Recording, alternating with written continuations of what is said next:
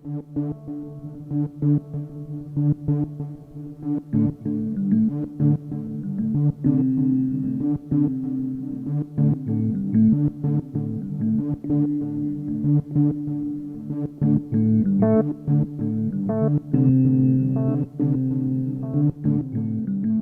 presentar ahora a nuestra querida Silvia Trujillo.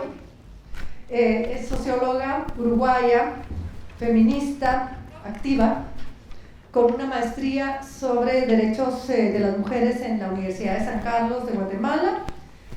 Es investigadora, docente y, como podríamos decir, una persona inquieta, ¿verdad? Desobediente, con mucho orgullo, una gran aliada y también una excelente interlocutora. Así que, por favor, Silvia. Gracias. Bueno, después de esa presentación, a ver si me queda grande el suéter. Bueno, en primer lugar, gracias a Anabela, Rosina, a todas y todos por estar aquí. Yo quería llamar la atención, primero que nada, a lo maravilloso de poder, ayer teníamos sala llena, hoy todavía no porque es temprano, pero generar una sala llena hablando de arte contemporáneo en un país difícil como Guate me parece que es sumamente interesante, movilizador y bueno, eso es, no sé, a mí me tiene muy contenta, por usar una palabra. Lo otro es, bueno, yo siempre comienzo presentándome y luego les voy a contar por qué.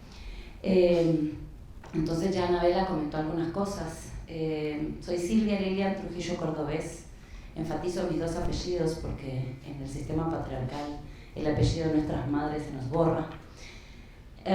Podría comenzar diciendo que nací en Uruguay en abril de 1970 y eso ya les da una idea de la edad que tengo. Viví mi infancia en plena dictadura militar y aún no sé si esas circunstancias fueron determinantes para mis temas de interés que desde que recuerdo han estado vinculados con la defensa de la vida, la justicia y los derechos de las personas a vivir con dignidad. Viajé, abandoné mi casa, tuve, como dice la mexicana Gloria Anzaldúa, y la estoy citando, que abandonar el hogar para poder encontrarme a mí misma, encontrar mi propia naturaleza intrínseca, enterrada bajo la personalidad que me había sido impuesta. Cierro cita. Pero no quiero hacer una cronología de los hechos que me han llevado a esta identidad fronteriza que hoy sostengo. Después les explico por qué digo fronteriza y no es porque vivo en un país donde no nací. Prefiero hablar de lo que me conmueve, lo que me obliga a obligar casi de forma compulsiva, lo que justamente me salva de la muerte. Escribo en singular la mayoría de las veces desde la incomodidad, otras desde la impotencia o la rabia. Me niego aún hoy en este contexto desalentador centroamericano a escribir desde la derrota o desde la desesperanza, porque hay en estas tierras una potencia y una resistencia ancestral que no me deja claudicar. Escribo desde la convicción que las palabras son mi salvoconducto. Escribo además para que la realidad, y la estoy encomillando después también, les digo por qué, no me aniquile para confrontar el enajenamiento imperante, la impavidez aguda y la desmemoria. Hilo palabras, las trenzo, a veces en plural, porque estoy convencida que desde ahí contribuyo a cambiar el ambiente material y social en el cual estamos inmersos. Escribo, investigo, leo, analizo como práctica ante la vida. Escribo, publico, soy docente, comparto lo que he aprendido porque es mi forma de abrir surco, de abrir brechas, de aportar a una sociedad distinta en la que creo. He sido rebelde, sí. Desobediente, también. Y he aprendido a pagar el precio de esa desobediencia. Y entonces, sí, solo sí puedo decir que soy socióloga, investigadora, feminista, docente, un poco artista, si al hecho de hilar palabras se lo puede llamar arte. Nómada, también.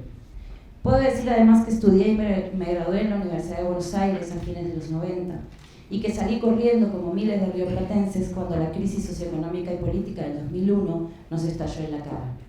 Y llegué a Guatemala porque me gusta el país y porque así quise hacerlo. No hay más secreto en eso. En la Universidad San Carlos de Guatemala estudié la maestría de Género, Justicia y Derecho de las Mujeres y fue en ese marco donde logré dar asidero teórico a mi militancia política feminista. ¿Cómo me encontré con el arte?, se preguntarán. Más bien creo que el arte me encontró a mí. Llegué al arte por una provocación de mi amiga Mariby Vélez hace 10 años atrás. Justamente en 2009 en ocasión del cierre de la primera generación de Cultura versus Cultura que se desarrolló en el Centro de Cultura de España, ella me invitó al cierre de la conferencia para reflexionar sobre la relación entre arte contemporáneo y ciencias sociales en Guatemala. Y la verdad es que en aquel momento me sentí como bastante desubicada, ¿no? ¿Qué tenía que decir yo, una socióloga, sobre arte, ¿no? Sobre arte contemporáneo, algo así como... Se veía un poco raro, aquel formato fue un poco raro, ¿no? Ella invitó a un historiador, invitó a un filósofo, invitó a varios cientistas sociales a hablar de arte, ¿no? Y en principio nos desubicó. Y me acuerdo que, como yo no sabía mucho de arte, me puse a hacer lo que sí sabía, que era investigar, ¿no?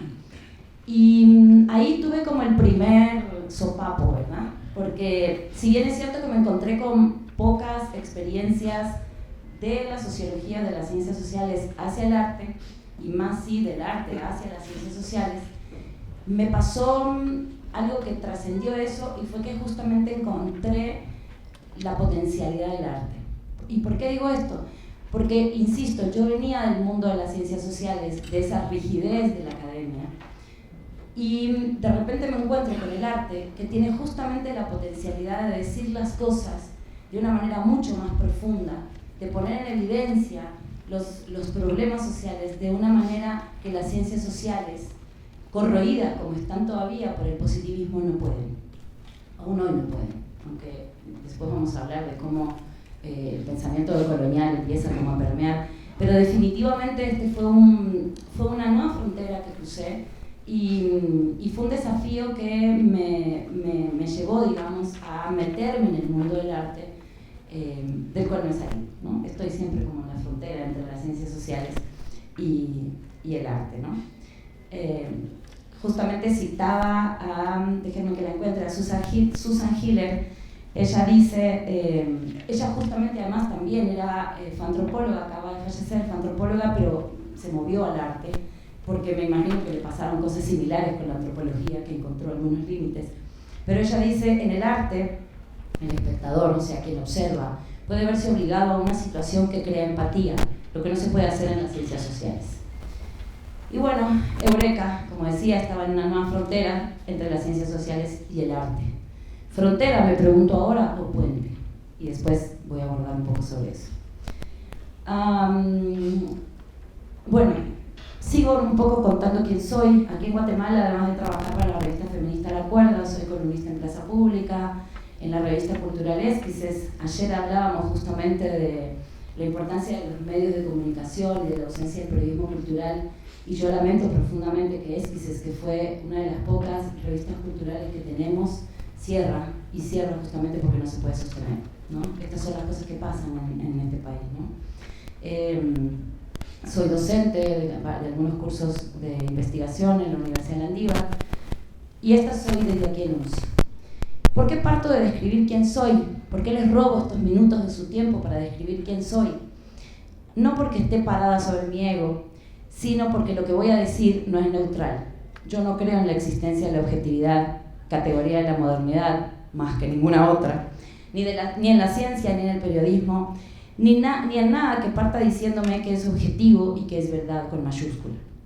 Lo que enuncio se ha nutrido de mi militancia política, de mis recorridos, de las fronteras que he atravesado y lo que han hecho ellas conmigo, de las formas y los lugares desde los que miro el mundo, Es, como decimos las feministas, un conocimiento situado. Y ahí Hardin o Haraway dicen que el conocimiento está siempre socialmente situado. No sé si necesariamente produzco conocimiento o solo hilo algunas ideas, pero lo que sí sé es que lo dicho parte de un compromiso político que no niego. ¿Por qué enuncio entonces en primera persona? Por lo que acabo de decir, y porque otra vez, como dice mi amiga Mariby Bellis, y la cito, cuando hay cosas que uno tiene que decir porque nos constan y somos conscientes que es importante decirlas, no se puede hablar en otra persona que no sea la primera.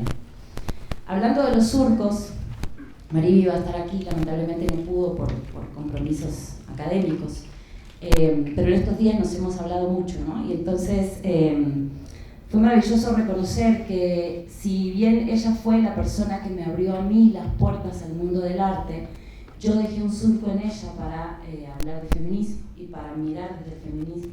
Y justamente decíamos, pues eso es lo maravilloso, ¿no? Estos intercambios y estos puentes que vamos armando entre las personas. Y después de haberles contado todo esto, voy a hacer una reflexión sobre lo que pasó ayer. Si yo hubiera seguido con la forma en que en algunos casos nos comunicamos ayer, les estuviera en este momento diciendo que el mío es un conocimiento que parte de una ruptura epistémico-política con la interdisciplinaridad epistemológica, un cuestionamiento profundo al individualismo epistémico, una herida en el corazón de la cuestión del sujeto cognoscente en la producción del conocimiento y un desplazamiento en las recetas y normas de la epistemología androcéntrica. Pero no. Y no, porque justo está atado a lo segundo que vengo a decir. También quiero decirles, la primera parte de esta intervención, de esto que les voy a contar, no va a ser propiamente hablando del arte voy a hablar después. Entonces, hago esta aclaración porque retomando lo que decía, a mí me invitaron a este diálogo a hablar sobre el diálogo interdisciplinario como base o posibilidad de la contemporaneidad en Guatemala. Y si bien es cierto que se fue planteado como una invitación, yo quiero reflexionar sobre esa frase en particular. Le voy a dedicar un rato a hablar de esa frase en particular, porque creo que ahí es donde empieza a ponerse engorroso el asunto. Lo primero es que cuando digo esto, quizás para ustedes no suene, porque son parte del mundo del arte, quizás para ustedes no suene tan inteligible. Pero resulta que yo invité hace un par de días a algunas personas a venir a este foro y coloqué, digamos, la pregunta en el Facebook, en mi Facebook. Y me respondieron cosas como esta.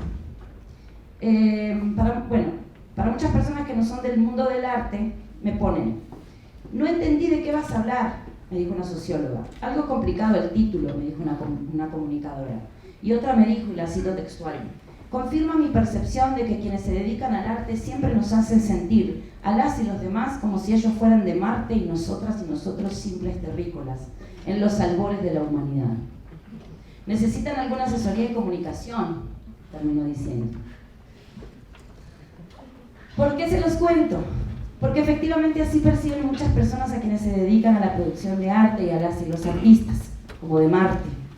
Y eso está bien si pensamos al arte como un objeto suntuario, como el producto, como el artefacto. Si pensamos que el arte nos da cierto estatus y nos permite por fin tocarle los pies a la élite. Pero si estamos pensando en el arte de otra manera, es probable que tengamos que dejar de encarcelarnos en esas palabras de difícil comprensión que usamos. Y ahí también, mientras escribía, porque estas cosas me pasan, por eso escribo y por eso leo, porque yo empiezo a escribir y lo que pasa es que me voy por las ramas y termino pensando en la reproducción de la rana verde de Kuala Lumpur. Pero entonces, mientras pensaba justamente cómo nos comunicamos y las palabras que usamos, me puse a reflexionar sobre la lengua, sobre la forma, los conceptos que usamos. Y Juan Gelman decía una vez, le preguntaron hace un tiempo sobre el exilio. Y él dijo: solo tengo una patria, la lengua.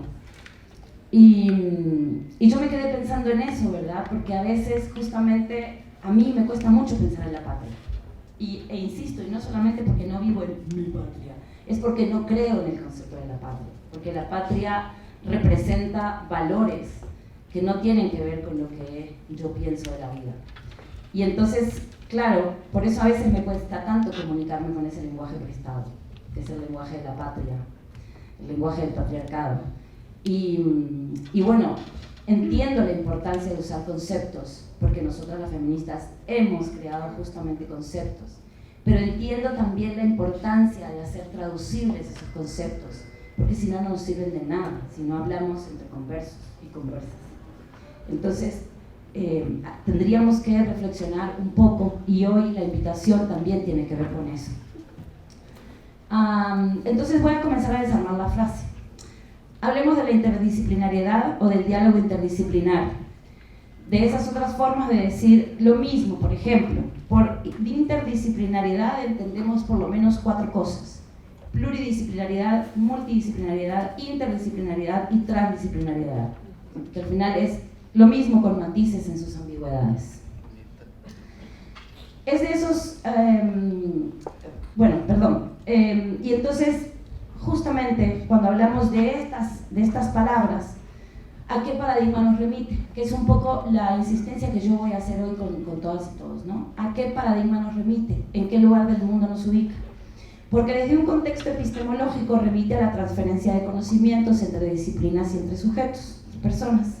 Pero entonces seguimos pensando en esas disciplinas como compartimentos estancos que de vez en cuando se juntan, intercambian, postulan y llegan a consensos enriquecedores. Esto lo estoy poniendo también entre comillas.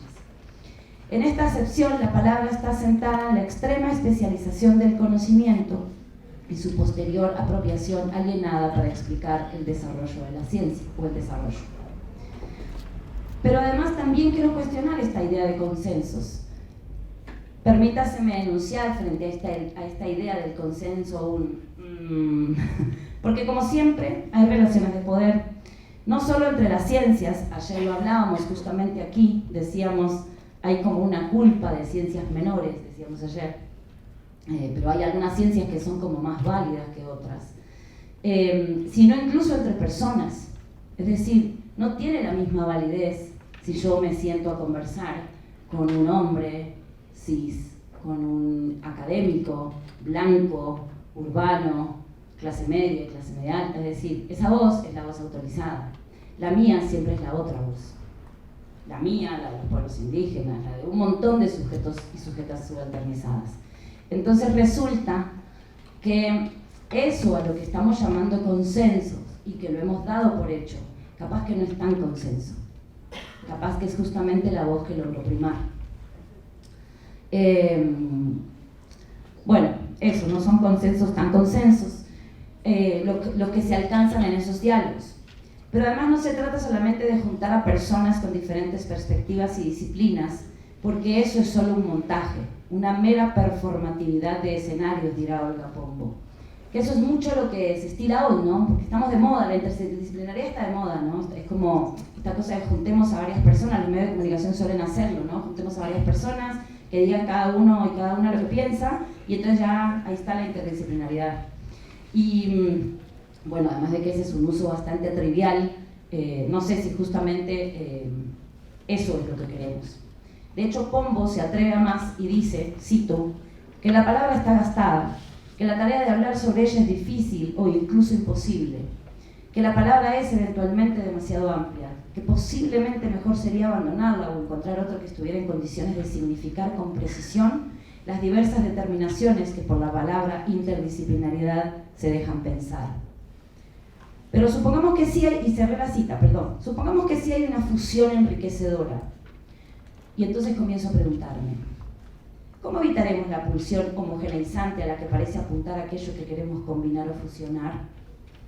El desafío parece ser entonces, ¿cómo le damos cabida a lo múltiple, a lo diverso? ¿Cómo volvemos eso una polifonía y no una cacofonía? Lo que parece estar más claro es que el de entender la complejidad, es un territorio en disputa.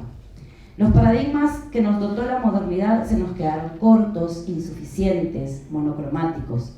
Quizás lo que debamos estar preguntándonos en lugar de la relación entre lo contemporáneo y lo interdisciplinario o transdisciplinario es cómo volvemos, si es que alguna vez fue, o cómo creamos una producción colectiva del conocimiento. Y sigo con la oración de convocatoria. Luego decía si estos diálogos, que ya vimos que no lo son tanto, pueden ser base o posibilidad, y otra vez se me prenden las lucecitas de alerta. Base es algo que ya existe y permite apoyo. Yo me apoyo en esa base. Potencialidad es algo que puede ser y aún no es. Está en su no ha sido, pero puede ser que sea. De manera tal que si lo primero estaba complicado, aquí se redobla el desafío. Y por último, la contemporaneidad en Guatemala. Ayer en esta mesa se estuvo hablando bastante al respecto.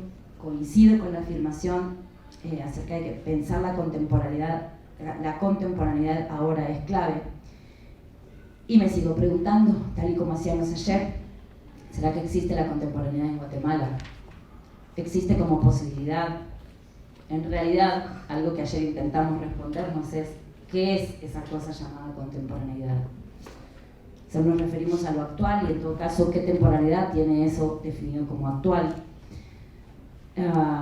Y efectivamente, ¿qué es lo actual en una sociedad donde todo se mastica rápido? Ayer decían aquí, lo decía Marré sentado ahí, qué significa lo actual en una sociedad donde hoy pasó que se murió alguien, pero mañana nos olvidamos porque subió el precio de la gasolina, pero también mañana nos olvidamos porque el presidente dijo una nueva barbaridad, pero al día siguiente nos olvidamos porque volvió a morir alguien, pero esta vez es amigo, pero nos seguimos olvidando, ¿no? Es decir, esa es la vorágine en la que vivimos. Y entonces, ¿qué es la actualidad?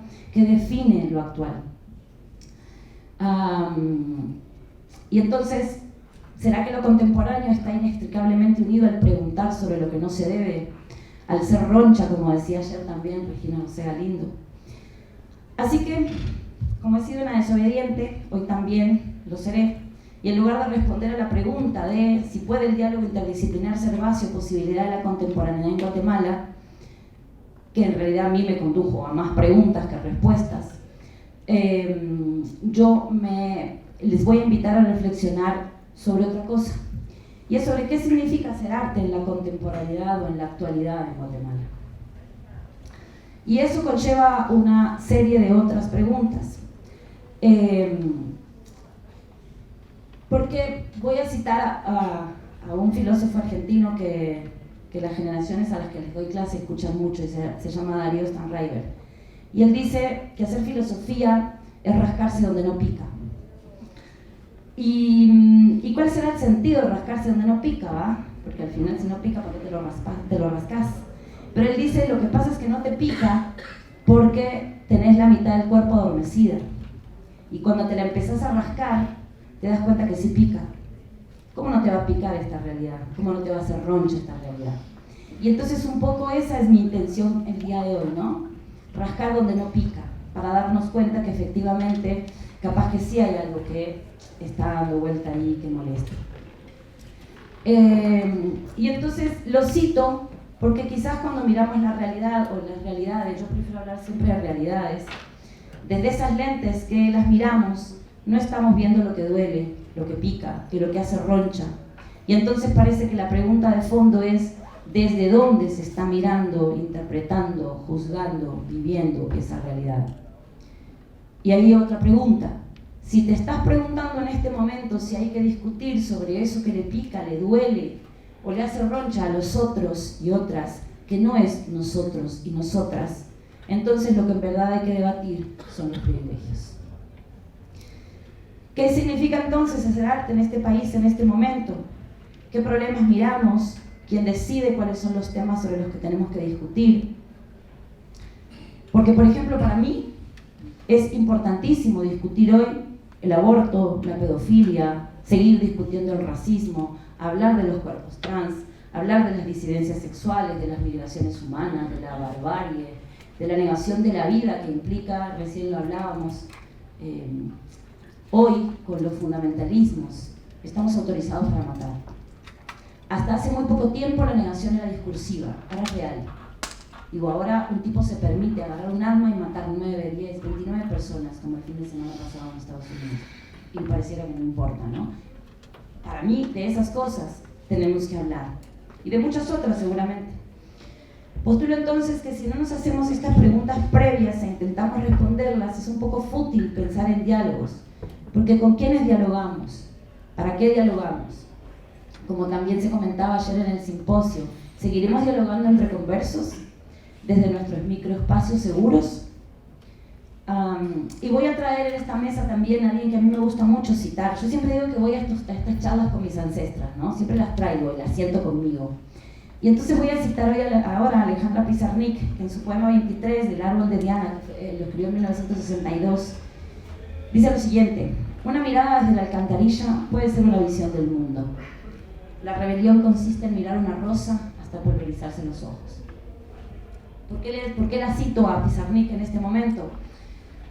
Porque justamente quizás una de las preguntas es si tenemos la disposición para dejar la comodidad de esa mirada subalternizada, esa mirada de la alcantarilla, para dejarnos interpelar por la realidad hasta que nos desacomode, nos destruya las certezas, nos perfore, nos haga posible la rebelión. Por eso decidí dar vueltas en torno a la oración provocadora de esta conversación, porque si no nos cuestionamos las miradas del mundo y de nuestro quehacer, si no nos ponemos en cuestión quiénes en realidad somos y desde dónde enunciamos, desde dónde hacemos lo que hacemos, por qué lo hacemos y para quiénes lo hacemos, nuestros ejercicios podrán ser estéticamente bonitos, complacientes, hasta sanadores, pero no estarán contribuyendo a desnudar lo que se quiere mantener oculto. La potencialidad que tiene el arte, en ese sentido, mucho más que las ciencias sociales, como empecé diciendo. Y entonces ahora sí, también estaba hablando de arte antes, pero ahora me voy a poner a hablar de arte en serio. Y entonces yo debatí mucho conmigo misma acerca de qué tenía que decir en esta charla, ¿no?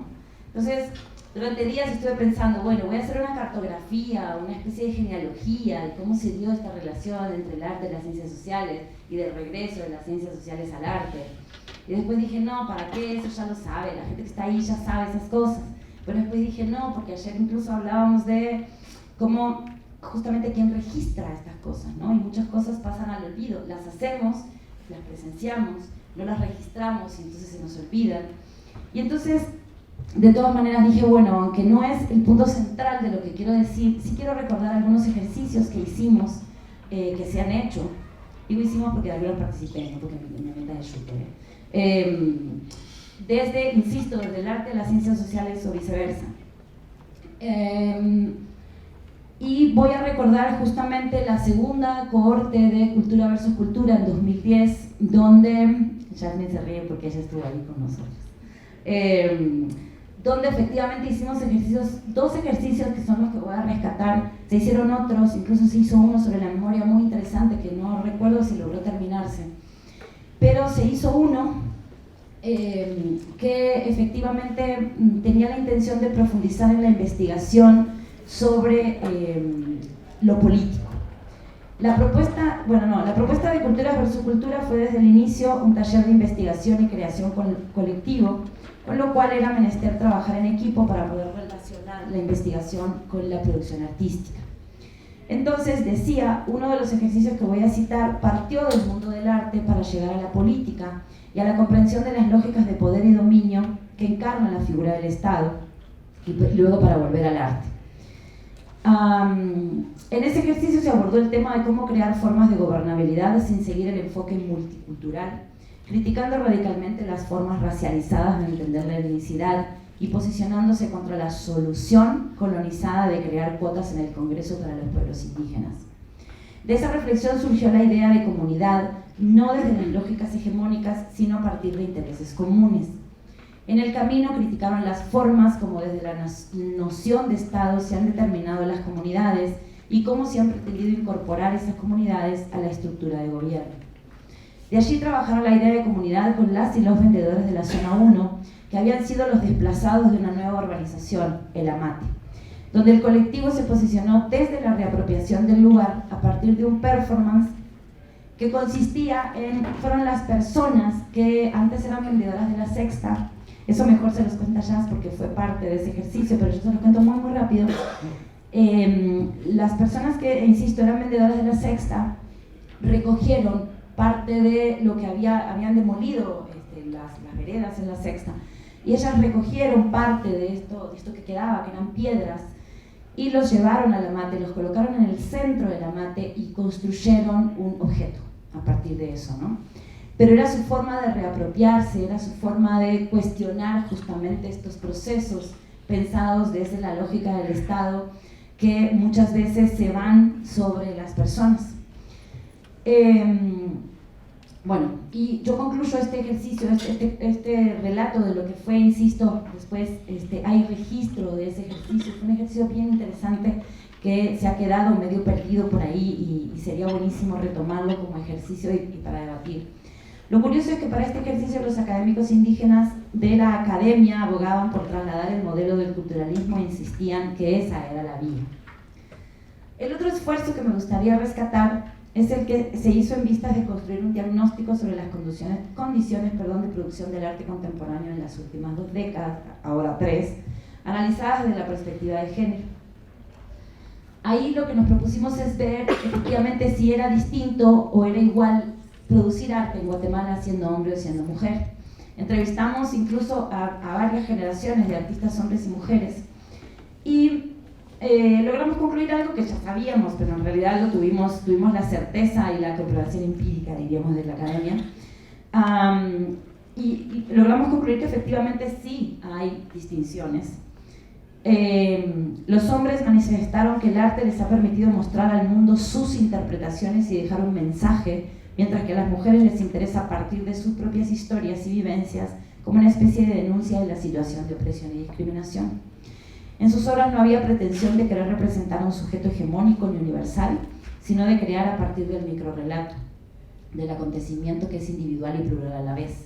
El proceso creativo partía muchas veces de una herida, de una inquietud, de una incomodidad que les permitía conjurar, de alguna manera, sus propias ataduras, sus propios mandatos. En la medida que iban pariendo arte, se creaban a sí mismas a partir de hacer visibles relaciones sociales que demeritan a las mujeres, que las niegan como sujetas sociales. Fruto de todos los aportes investigados y partiendo de la convicción que la perspectiva de género reclama la distinción entre situación y condición de hombres y mujeres, pero además de entender la problemática de ambos géneros, se consideró importante partir de una visión que se enfrentara al canon tradicional para crear una obra que superara las lecturas simplistas de lo que significa ser hombres y mujeres. Y se creó una obra que se llamó Transfiguración porque tengo cuerpo no existo, que criticó los lugares asignados a las mujeres, representados en el personaje principal, que cuestionaba el rol de la mujer como madre, como mujer objeto, pero además propuso romper con las ataduras del espacio privado, entendido en el marco del patriarcado como un lugar seguro donde las mujeres son protegidas por las figuras masculinas. Debo decir que el 80% de los embarazos en niñas y adolescentes, que son una violación, se producen por algún familiar cercano.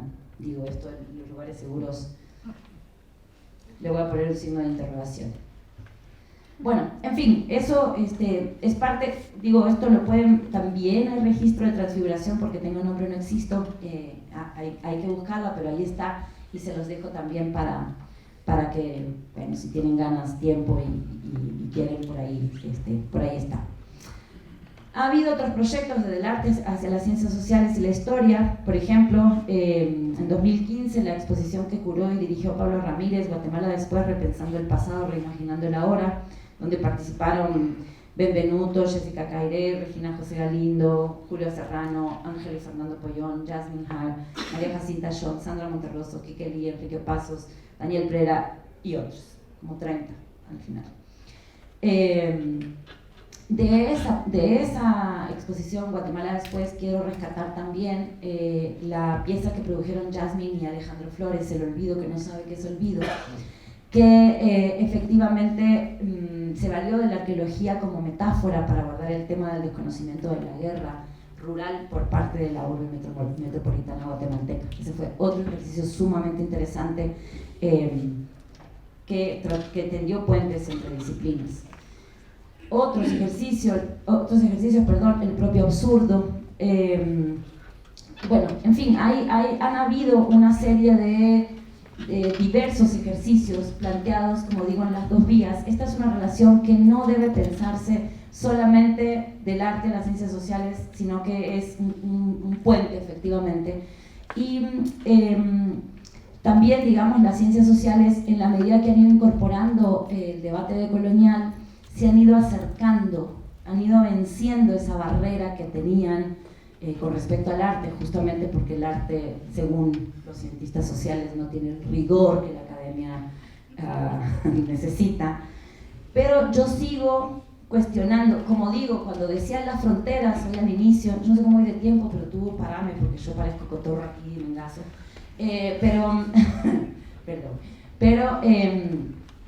Yo estoy en la frontera siempre, ¿no? Tengo una pata puesta en la academia porque he ido de clase, porque investigo, porque estoy debatiendo con las y los académicos, pero tengo también esta otra pata, digamos, en el mundo del arte porque me seduce, porque me invita siempre a debatir. Y entonces, desde las ciencias sociales, como les decía, si bien se ha roto un poco este esquema que lo miraba con prejuicio, el arte sigue siendo visto como productor de belleza y por lo tanto hay como una decisión ahí, no se logra ver todavía la función crítica que el arte tiene. Y ahí voy a citar otra vez a Mariby. Mariby dice: es como si los profesionales de esta rama no leyeran los periódicos o vivieran en mundos paralelos, aludiendo al sujeto esquizoide del que hablara Deleuze. A mí particularmente lo que me sigue llamando la atención es el silencio alrededor de ciertas obras que son muy provocadoras y públicas. No es comprensible que a veces, hasta teniendo columnas de opinión en los periódicos, no se esfuercen por dar razones, por buscar argumentos desde su campo de saber, a favor o en contra de ciertas obras. Esto es algo que parece que está empezando a cambiar y creo que también pudiera contribuir con situar algunos debates en torno al arte en el espacio público, algo que en principio tendría un valor educativo y que paulatinamente iría calando el ámbito de las instituciones sociales. Cierro cita. No me quiero ir de esta parte, ya voy cerrando, les prometo, sin citar también en este marco de los puentes las investigaciones de Regina José para evidenciar el femicidio en 2017. Yo no me olvido que nosotras estábamos presenciando una de las partes de la pieza de Regina donde denunciaba el femicidio. Ella estudió historias de vida para poder hacer esa pieza, y en ese día se estaba incendiando el Hogar Seguro Virgen de la Asunción. Eso fue en un mismo día, y es algo que no se va a olvidar, y perdón que yo todavía me emocione con eso, pero fue algo que realmente, de todos los años que yo llevo viviendo en este país, algo que realmente me partió. Eso creo que a muchas personas nos pasó, que por rato nos negamos a pensar que esa barbarie podía ser cierta, ¿no? Y bueno, recordar y traerlo aquí también como un ejercicio de puente. La investigación de Marilyn también para denunciar el racismo y los dispositivos estatales. Bueno, en fin, el ejercicio que se hizo de la revista Voces también, justamente a partir de la obra de Sandra. Es decir, insisto, se ha abierto un camino, que todavía ese camino tenga que cuestionarse muchas cosas, que todavía nos hagan falta diálogos, y ojo que estoy diciendo diálogos, pensando en lo que dije antes también, o sea que hasta por repensarnos desde dónde armamos los diálogos, sí, pero que se abrió un camino y que ahí hay que seguir trabajando. Ya para ir cerrando, como de puentes hablamos, o de pasos a desnivel, que al final también son vías de comunicación, quiero traer a otro de mis salvoconductos, Julio Cortázar. Él dice que un puente no es un puente sino el hombre que lo cruza. Yo le voy a decir el hombre y la mujer que lo cruzan, porque bueno, algunas cosas le cuestiono, aunque sea mi salvoconducto. Y justamente yo quiero hacer una invitación hoy a pensar a los artistas como hacedores de puentes. Y hasta aquí capaz que no estoy diciendo nada nuevo. Hasta ahora habíamos colocado la atención en la necesidad, la intención o el deseo de quienes transmiten sus pensamientos, sentimientos, emociones, perspectivas de mundo, es decir, en las y los artistas. Nos concentramos en ellos y ellas como sujetos de las acciones. Les preguntamos qué nos querían decir, cómo nos lo querían contar, qué les preocupa y por qué, y hasta por qué o por qué crean y producen.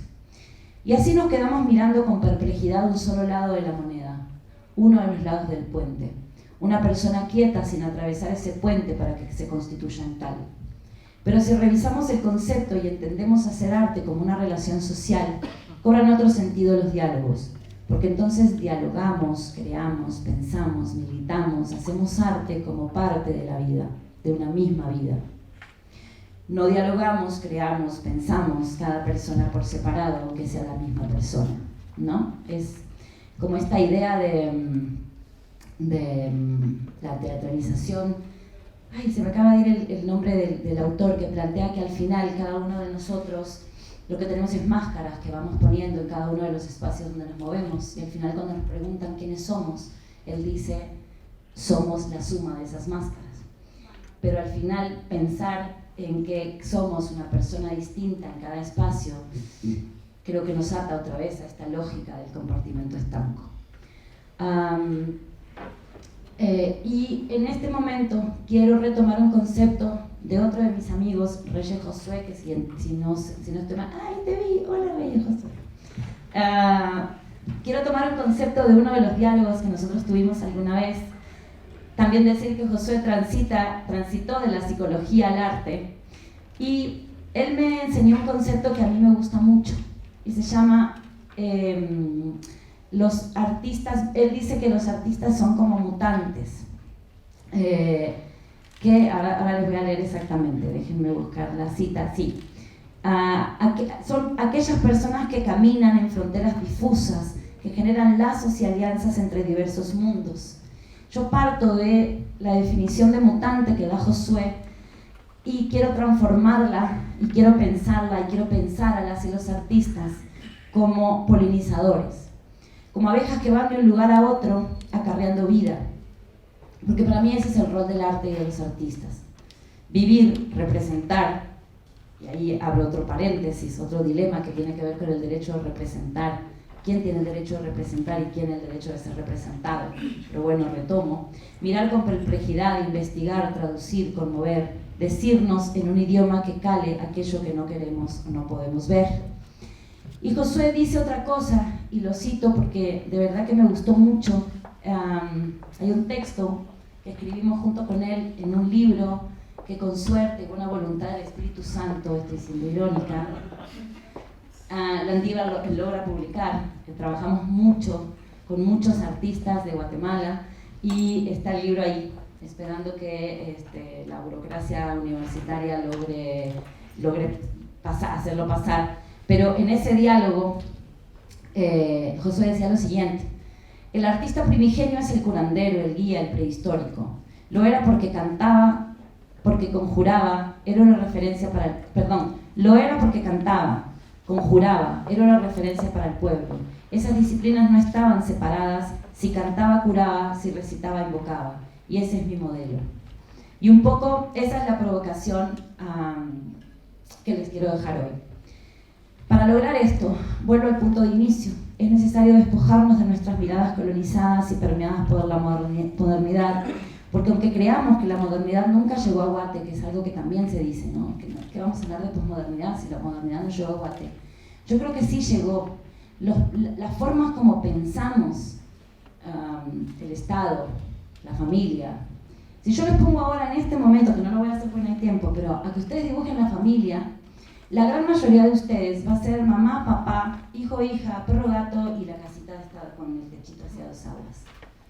Cuando revisamos los datos, resulta que la familia guatemalteca, solo el 50% responde a ese modelo de mamá y papá. El otro 50% son otras familias, ¿no? Pero seguimos representando a la familia como mamá, papá, hijo, hija, perro, gato. El Estado lo mismo. Nos devanamos los sesos defendiendo la legitimidad y la legalidad de las instituciones. Entonces, incluso ayer, ya termino, juro, ayer cuando pensábamos estas cosas de ¿por qué la gente va por la Sexta y no sube a ver la galería de arte del CCE?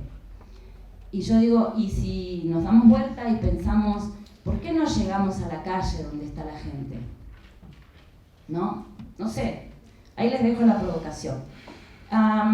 Bueno, eso, se me acaba el tiempo, pero creo que ya entendieron un poco por dónde va mi provocación de hoy, ¿no? Tenemos que quizás cuestionarnos mucho desde dónde estamos pensando justamente lo que hacemos, cómo estamos pensando y cómo queremos la relación con los otros y las otras. Y al final, que creo que es como la pregunta de fondo, ¿para qué queremos el arte? Ahí la dejo. Muchísimas gracias por la escucha.